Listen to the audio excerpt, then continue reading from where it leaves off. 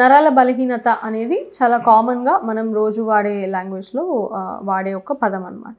So నరాల బలహీనత అనేది ఒక పర్టికులర్ డిసీజ్కి సంబంధించిందో లేదా దాని మీనింగ్ ఒక జబ్బులాగా అలా ఏమీ ఉండదు.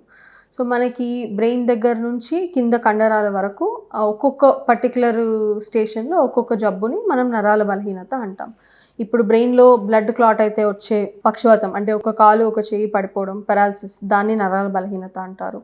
మెడ నరాలు అరుగుదల వల్ల సర్వైకల్ స్పాండిలోసిస్ వల్ల వచ్చే నొప్పిని కానీ దానివల్ల వచ్చే తిమ్మిర్లు కానీ అది నరాల బలహీనత అంటారు. వెన్నుపూస మీద పడిన ఏదైనా ఒత్తిడి వల్ల వచ్చేదాన్ని నరాల బలహీనత అంటారు.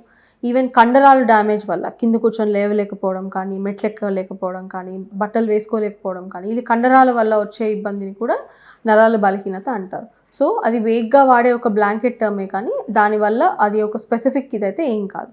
అండ్ బాడీలో మనకి నరాలు 2 రకాలు ఉంటాయి. ఒకటి మనకి నర్వ్స్ని కూడా నరాలు అంటారు. రక్త సరఫరా వల్ల వచ్చేదాన్ని కూడా మనం మామూలు వాడుక భాషలో నరాలు అని అంటారు. సో రక్త నరాలు వేరు, మామూలు నర్వ్స్ అంటే వచ్చే నరాలు మాత్రం రెండిటి వల్ల వచ్చే జబ్బులు వేరు ఉంటాయి.